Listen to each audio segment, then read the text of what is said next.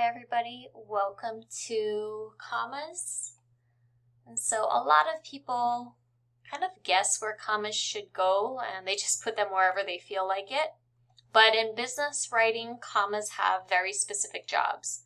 And so in this video, we're going to look at the rules for lists, interruptions, dates, and places so your writing looks better. And I think the biggest myth about commas is that they are breath marks.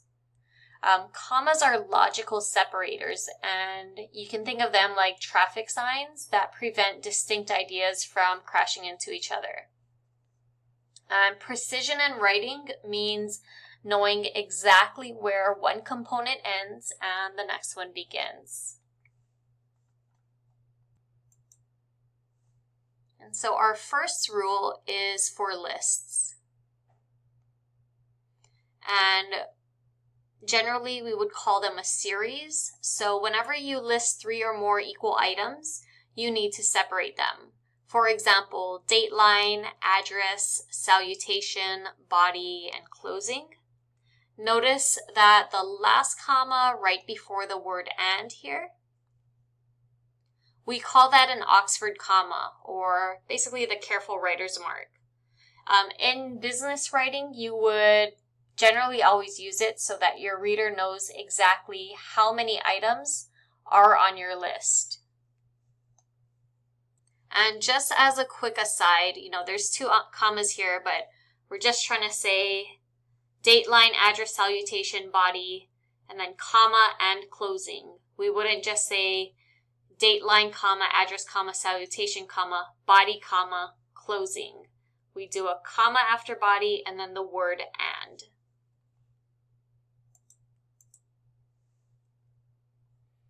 And so this rule doesn't just apply to single words, it also applies to longer phrases and clauses too.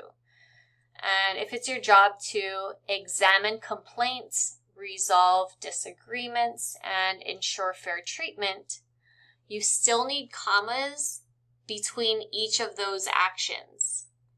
And you want to just treat these long phrases exactly the way that you would treat a simple list of words.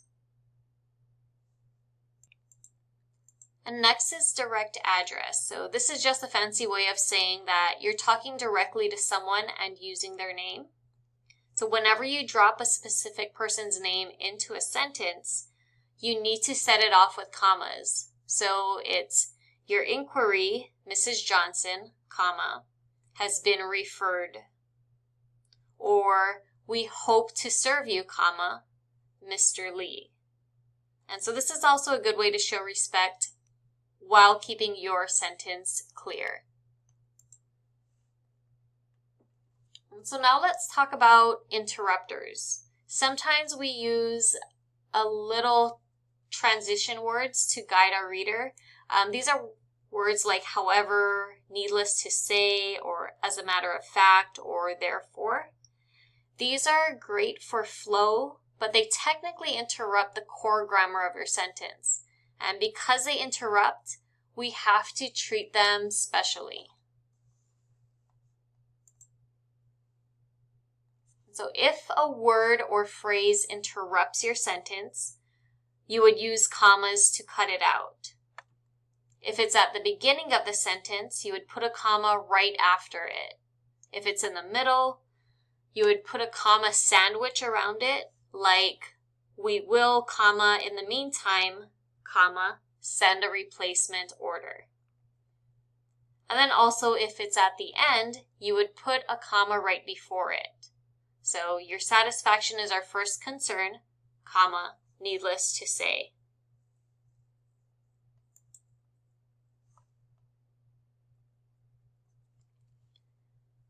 But there is a catch. You would only use those commas if the word is an interruption. If you actually need those words for a sentence to make sense, you would leave the commas out. So for example, Kimberly had no doubt that she would finish. If you were to take out no doubt, the sentence breaks, and we wouldn't say Kimberly had that she would finish the report. Okay, and so because the words no doubt are essential, we don't use any commas.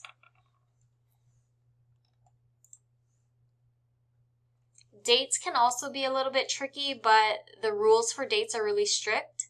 If you have a month and a day like February 2, we don't need a comma. And this third example here, when we just have the month and the year, we do not need a comma. And the third example, when you have the month, day, and year, you need to sandwich the year in commas. And so this becomes February 2nd, 2019, at our home office. And places also work a lot like dates.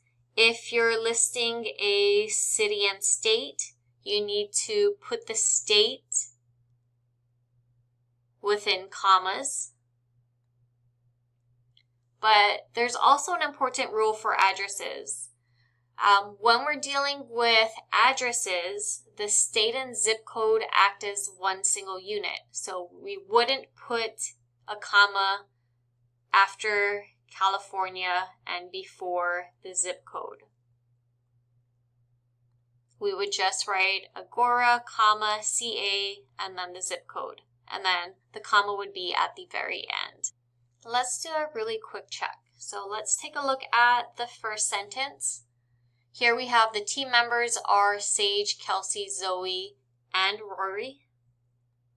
And so this brings us back to that Oxford comma that is right before the words and Rory. And so this comma perfectly separates the 4 team members. In this second sentence, we have your new electric vehicle, comma, Mr. Singh, comma, is available. Okay, and so his name here is sandwiched perfectly between 2 commas. And so these are good examples of precision. Whereas line workers, supervisors, and managers were offered, this is missing that Oxford comma after the word supervisors.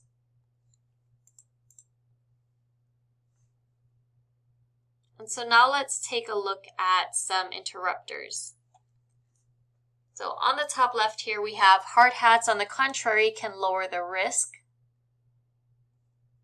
We do need an interrupter comma after hard hats and after contrary.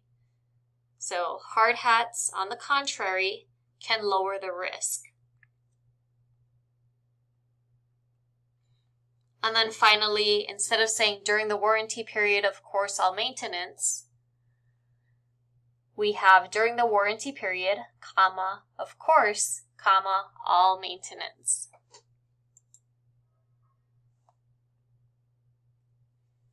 And finally, let's take a look at some technical data like dates and places. And so in this first one, we have the town hall is scheduled for Friday, comma, May 13th, comma, in the convention center.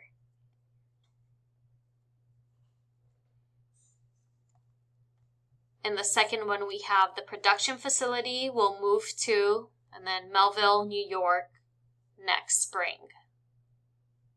And there's a comma here because Melville is a city in the state of New York.